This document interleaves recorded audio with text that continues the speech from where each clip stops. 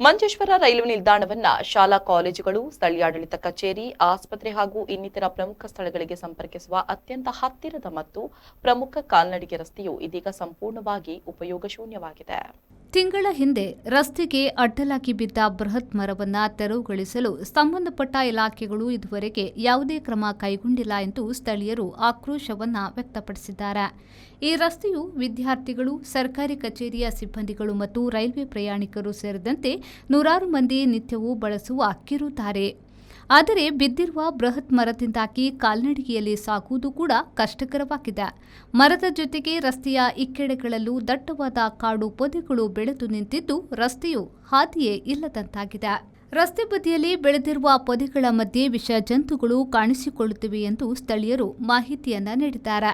ದಟ್ಟವಾದ ಪೊದರುಗಳಿಂದಾಗಿ ರಾತ್ರಿಯ ವೇಳೆ ಮಾತ್ರವಲ್ಲದೆ ಹಗಲಲ್ಲೂ ಈ ದಾರಿಯಲ್ಲಿ ಸಾಗಲು ಸಾರ್ವಜನಿಕರು ಭಯಪಡುವಂತಾಗಿದೆ. ಮರ ಬಿದ್ದು ತಿಂಗಳುಗಳೇ ಕಳೆದರೂ ಸ್ಥಳೀಯಾಡಳಿತ ಅಥವಾ ಸಂಬಂಧಪಟ್ಟ ಅಧಿಕಾರಿಗಳು ಇತ್ತ ಕಡೆ ಮುಖ ಮಾಡಿಯೂ ನೋಡಿಲ್ಲ. ಜನಪ್ರತಿನಿಧಿಗಳು ಮತ್ತು ಅಧಿಕಾರಿಗಳ ಈ ನಿರ್ಲಕ್ಷ್ಯ ಧೋರಣೆಯಿಂದಾಗಿ ಸಾರ್ವಜನಿಕರು ತೀವ್ರ ಸಮಸ್ಯೆ ಎದುರಿಸುತ್ತಿದ್ದಾರೆ. ಶೀಘ್ರವೇ ಮರವನ್ನು ತೆರವುಗೊಳಿಸಿ ರಸ್ತೆ ಬದಿಯಲ್ಲಿರುವ ಪೊದೆಗಳನ್ನು ಕಡಿಸಿ ಸಂಚಾರಕ್ಕೆ ಅನುವು ಮಾಡಿಕೊಡಬೇಕೆಂದು ಸ್ಥಳೀಯ ಪರಿಸರವಾಸಿಗಳು ಒತ್ತಾಯಿಸುತ್ತಿದ್ದಾರೆ.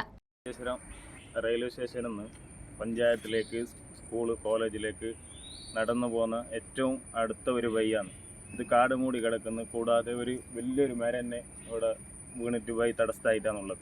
ഇത് വലിയ നടന്നു പോകുന്ന ആൾക്കാർക്ക് വലിയ ബുദ്ധിമുട്ടുണ്ടാക്കുന്നു. ഇത് എത്രയും പെട്ടെന്ന് മുറിച്ച് മാറ്റി ഇതൊരു നടന്നു പോകാനുള്ള ഒരു വഴിയാക്കിയിട്ട് ഒരുക്കി കൊടുക്കണമെന്ന് ബന്ധപ്പെട്ട അധികാരികളോട് ആവശ്യപ്പെടുന്നു. ರೆಹಮಾನ್ ಉದ್ಯಾವರ, ವಿ4 ನ್ಯೂಸ್, ಮಂಜೇಶ್ವರ.